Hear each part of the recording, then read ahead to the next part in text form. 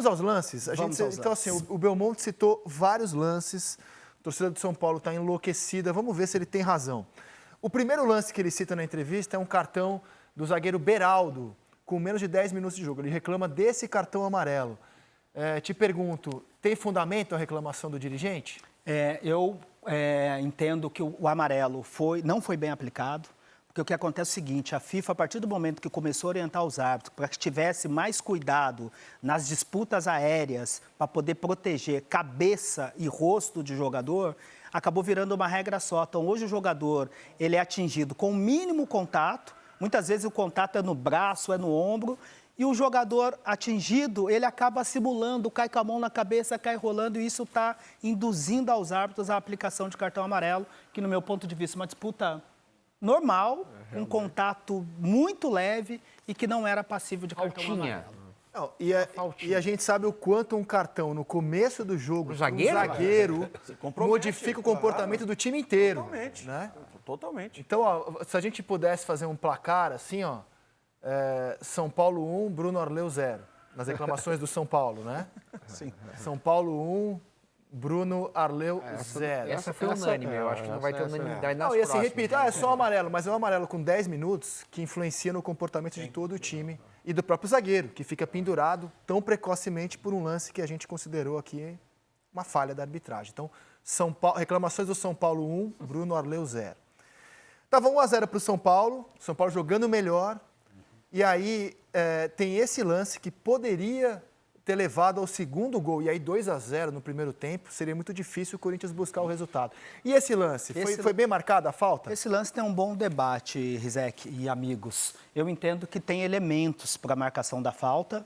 Eu acho que vai muito assim do critério que é adotado do nosso futebol em relação a contato, em relação à disputa. Não teve nem gol anulado, desculpa, Paulinho, não tem nem gol anulado, né? Porque ele apita na hora da disputa da jogada, né? Ele não fez o chamado, né, maestro? Aquele delay do apito, que é esperar um pouquinho a jogada concluir, para só depois marcar, para dar chance para o VAR corrigir. O apito é nervoso aí, né, Paulinho? Apesar que num lance como esse, Jader, dificilmente o VAR vai mudar a decisão de campo. Porque é um lance de interpretação fina. O VAR nem deveria chamar, que né? nem deveria chamar. Provavelmente, mesmo que se ele esperasse um pouco, esperasse a conclusão da jogada, essa é uma decisão que morreria com a decisão de campo. Não teria a modificação de decisão. Porque eu entendo que tem... Antes de você dar o seu veredito do especialista em arbitragem, deixa eu perguntar para o lateral aqui, que já viveu esse tipo de jogada milhões de vezes na vida dele. Isso aí não é falta. Sabe por que eu te digo? Porque o Serginho... Eu? Chulapa. O Chulapão, 2 vezes, né? Eu tenho 1,74 m, o Serginho tinha 1,90 m e pouco. Ele, normalmente, quando tinha jogos contra o Flamengo, ele se posicionava sempre no segundo pau. E eu fugia, porque era praticamente impossível eu ganhar na disputa do Serginho. Ainda mais se eu tiver, vamos dizer, numa posição como estava o Fagner naquele momento. O Calher é mais alto, ele vem na impulsão e o cara não pode subir com os braços assim. Ele vai ter que ter um movimento para ter um equilíbrio, entendeu?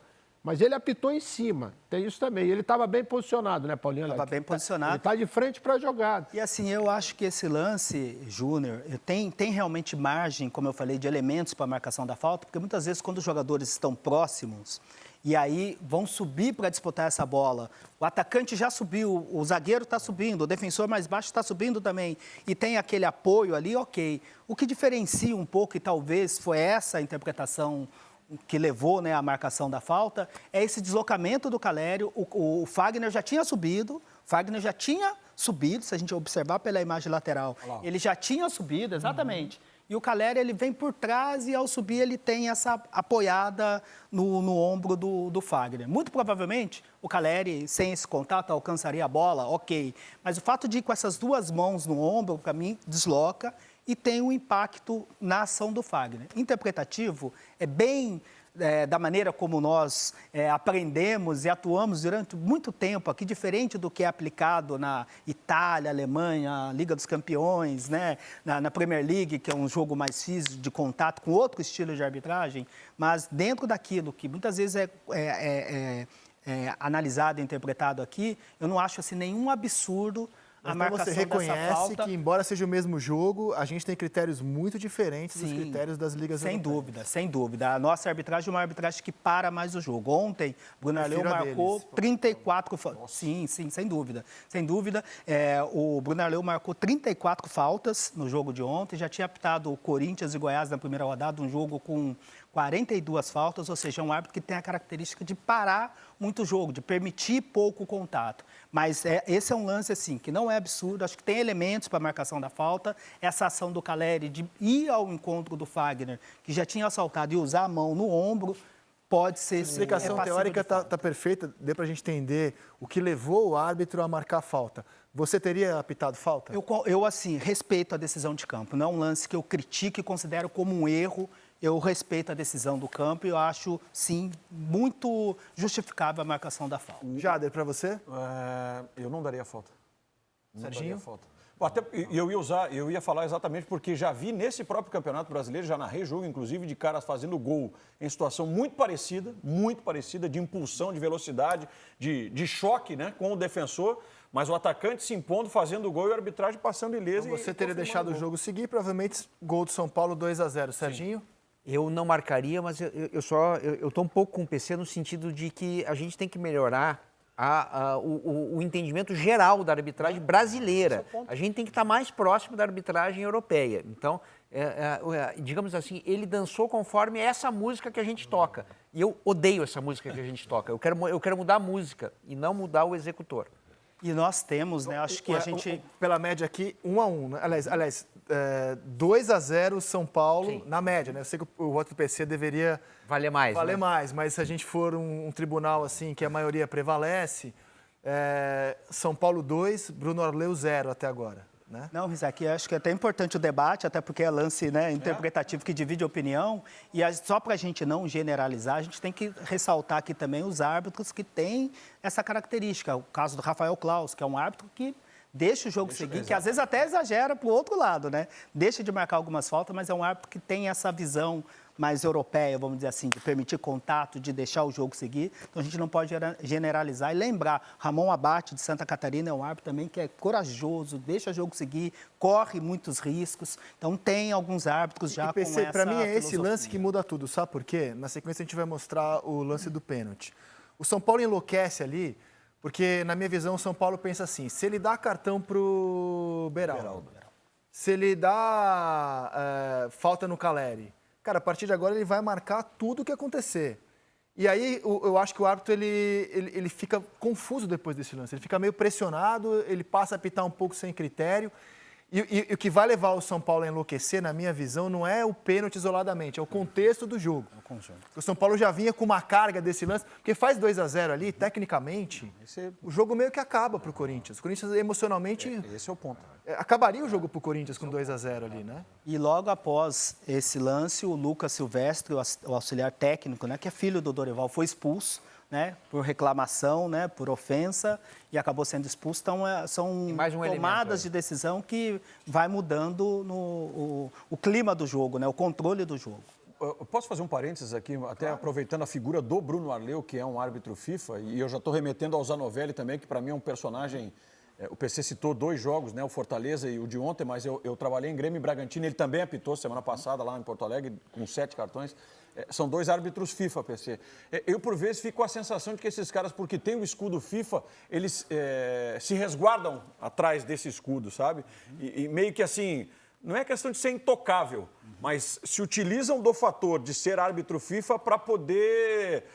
imaginar um jogo diferente da realidade com que a gente está acostumado, ou pelo menos do que aquilo que a gente queria ver. E é comum a árbitros que estão buscando o seu espaço, talvez cavando o seu espaço, ou trabalhando, né, e correndo atrás do espaço para evoluir na carreira também. Não, mas eu acho que pode ser só uma percepção mesmo. Os dois, né, eu os conheço, têm, assim, bons perfis. Eu só citei os dois, não é especificamente, né, mas assim, a figura do árbitro FIFA, do escudo. Mas o que a gente tem debatido constantemente, que assim como eu ouço muito, né, o comentário de vocês, camisa não ganha jogo, né, do tanto que o futebol mudou, que o time só com a tradição não vai ganhar o jogo. e na arbitragem é da mesma forma. O escudo FIFA, no passado tinha essa lenda, né? Estava ali no meio campo, escudão FIFA, escudão branco, que a gente fala, e ficava no meio campo para apitar. Hoje, o futebol exige árbitro trabalhador, que a gente fala, que vai buscar, que se posiciona. Aumentaram o número de vagas também, né, para árbitro FIFA? Sim, né? sim. No Brasil, assim, a gente permanece com 10 árbitros FIFA, aumentou o quadro feminino, agora também com a utilização do VAR, já tem um quadro específico de árbitros também que são formados para trabalhar como VAR. E o Bruno Arleu já vem numa sequência, e o Zanovelli, ele tem uma questão que eu acho que é importante de falar. Ele chegou no quadro da FIFA esse ano, é um árbitro que atuou em todas as rodadas, ou seja, vem com esse reconhecimento da comissão de arbitragem, que tem um perfil disciplinador, mas o foco do trabalho de um árbitro, ele não pode estar voltado só na questão da disciplina, porque a melhor maneira de você controlar um jogo é com acertos nas grandes decisões. Acho que a disciplina é um dos pontos. Então, tem outras formas de controlar o jogo, que é a presença, que é o diálogo, que é o acerto nas grandes decisões, que é saber diferenciar. Eu sou totalmente favorável à política de punir as reclamações, mas só que o campo não é uma igreja. Então, a gente tem que saber diferenciar também o que é sobre isso também. Uma reclamação ostensiva daquela que é uma reclamação normal de jogo, porque às vezes você se pendura num cartão bobo ali, que você poderia ter administrado, só que isso vai ter consequências no decorrer do jogo. Temos um lance também cuja pergunta será como não reclamar de uma marcação dessa. Do Paulo César Novelli, ele não deixa nada a desejar, a parte técnica, né? É exatamente o que o Paulinho está dizendo. Esse lado, né, da parte... Disciplinador, né? Eu acho que, por exemplo, o escudo FIFA deveria não, eu acho que dá uma importância ao árbitro, né? E o respeito que as pessoas têm que ter, porque são poucos que conseguem chegar a esse status, né? Mas não pode fazer daquilo ali uma bengala para você sair distribuindo cartões, ainda mais hoje, né, Paulinho, que você tem um jogo que tem muito mais contraste do que antigamente. Hoje, a velocidade, né? Da forma como o jogo está muito dinâmico, então toda hora você tem. E você fazer uma avaliação, aquilo que eu falo sempre, se a gente for analisar tudo quanto é jogada na câmera lenta, tudo vai dar pênalti. E um cartão mal aplicado acarreta, tem consequências para o restante do jogo. Né? Até agora, reclamações do São Paulo 2, Bruno Arleu 0, a gente deu razão até agora aqui, as reclamações do São Paulo. Vamos ao lance que enlouqueceu de vez o São Paulo em Itaquera ontem, que é o pênalti marcado a favor do Corinthians no fim do primeiro tempo. PC, na sua visão? Vamos nessa. Na minha visão, não houve o pênalti. Né? Tem uma disputa ali do Rafinha com o Wesley, para mim uma disputa de jogo, de contato físico, de busca de referência. Não vejo aquela mão esquerda do Rafinha com impacto suficiente para a marcação do pênalti. Porque se você considerar esse tipo de impacto para a marcação de um pênalti, o seu critério fica muito baixo. Então, até chamei a atenção, essa imagem por trás assim, mostra que tanto é uma disputa de espaço que quem é o primeiro a levar o braço, e por trás a gente vai ver na sequência, quem leva o braço primeiro é o Wesley. Ele dá um toque, é normal, a bola está ali uma distância disputada, ele leva o braço direito, assim, para ocupar o espaço que é permitido. O futebol é um esporte de contato. E aí tem a ação do Rafinha também, com aquele braço esquerdo, mas que para mim não é suficiente para a marcação do pênalti. Eu acho que é um contato de referência, uma busca pelo espaço, a bola está ali numa distância de ser disputada e para mim não tem impacto, para mim não houve o pênalti. Bruno Arleu, bem colocado, próximo. O diretor de São Paulo falou sobre o VAR. Esse não é lance de VAR, definitivamente não é lance de VAR. Mas, para mim, não houve pênalti. E também vale esclarecer que no outro, o VAR não poderia ter entrado porque ele apita antes da conclusão da jogada. Para você, pênalti ou não pênalti? Não, estou com o PC, sem tirar nem pôr nenhuma palavra. Nitidamente disputa de espaço. E assim, o Bruno Arleu foi ludibriado pela interpretação, aliás, má interpretação do garoto Wesley, né, de querer arrancar uma estatueta de grande ator. Porque o mergulho que ele dá induz... você pode ver, assim que ele cai, o Bruno já está apontando para a marca da Cal. Mas eu estou com o Paulinho. 0 pênalti, não existe nenhuma Vou ficar sozinho, então, achando que foi pênalti? Calma, tem os outros votos ainda, você nem sabe o que eu já vai sei, dar. você não tirou sangue, não é pênalti. Não, mas eu só queria ressaltar, além de concordar 100% com o Paulinho, não tem nenhum cabimento se falar, não, mas tinha que ter... Por que não chamou o VAR? Não chamou o VAR porque quem apita é o juiz de campo. Ele viu tudo que ele tinha que ver. Então, se ele decidiu isso, é nisso que nós vamos. Mas para você, pênalti ou não pênalti? Não, pênalti nunca. Maestro? Eu tenho bastante dúvida, porque o movimento que o Rafinha faz é de exatamente deslocar o Wesley na hora do movimento dele. Ele empurra. Aí a interpretação Eu achei pênalti. Quando ele empurra, o problema é que esse braço ele está escondido, ele não está visível para o árbitro, né? Já deve Ele está perder, nas então. costas. Não, o PC entendeu que lance normal. Sim, mas o 3 a teu 2. voto vale 5. A gente sabe como é que funciona nessa mesa menos aqui. 2, Então você né? ganhou, né? Imagina. Não. Já tá ali, ó, reclamações do São Paulo 3, Bruno Arleu 0. Não, eu achei que foi... Ele tá correndo nessa direção, né? Nessa direção, tem um empurrão, ele cai para lá. Acho que ele só conseguiria cair para lá com o empurrão. Por mais leve e sutil que Wesley deu uma seja, forçada na barra. é o empurrão no peito que em velocidade pode desequilibrar. É a minha interpretação do lance, pênalti. Na minha interpretação. Mas assim, 3 a 2, né? Para não pênalti. O que está claro é que esse não é um lance De VAR. de VAR, porque assim, ele divide opiniões. Se você for fazer um placar das mesas redondas nossas e de outras emissoras, ele dividiu muitas opiniões. Exatamente. Muitas opiniões. É uma Não existe interpretação a pura. possibilidade- Não existe a possibilidade de alguém que, por exemplo, a gente analisando pelo lado de quem acha que é pênalti, o Rafinha está em desvantagem porque é driblado e, ó, no momento do drible ele já fica perdendo o terreno, correto? O Wesley, em tese, está na frente, né? Já teria vantagem. E o Rafinha se vale do braço, então, para obter essa vantagem para tirar a bola. Pode-se chegar a essa explicação para entender que é pênalti? Eu acho que o que a gente deve avaliar em disputas desse tipo é a questão do impacto, né? Se você tiver convicto que essa ação do Rafinha ela tem um impacto suficiente para aquela queda, para a marcação do pênalti, ok, é um lance de interpretação, né? É um lance de interpretação.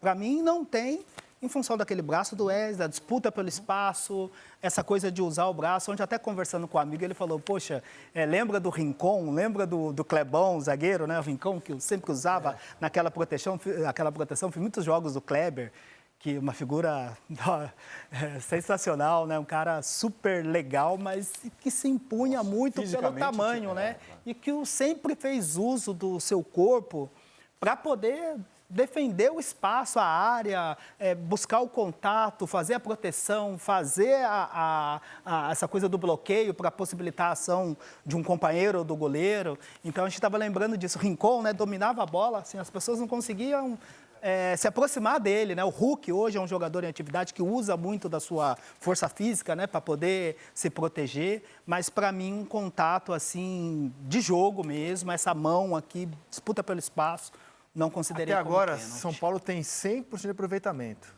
3 reclamações que, na média, aqui consideramos, então, apropriadas. Por fim, para fechar o capítulo, o Belmonte reclamou de 4 lances, nós separamos os 4 lances. O São Paulo reclama, né, por meio do seu dirigente, de um lance aos 40 minutos do segundo tempo. O Cássio soca a bola errado, a bola bate no braço do Murilo. Isso é pênalti? Não, não é pênalti, Rizek. Aí já é a sequência, né? A gente vai retomar novamente a ação do Cássio. Tem a movimentação do Murilo, que está ao lado dele, claramente num movimento ali para cabecear a bola. Aquele braço é até justificável em função, a posição do braço até se justifica em função da ação dele de jogar, de disputar a bola, né? Nem falo disputa porque estava como companheiro, na ação de jogar. Ele não está numa ação de bloqueio. E o que realmente, definitivamente, a gente chega à conclusão que não é pênalti, porque essa bola ainda vem de um companheiro dele, né? E aí não tem como ele ter outra reação para tentar tirar aquele braço. Ele está numa ação de jogar. Se fosse com um adversário, seria numa ação de disputa e não de bloqueio.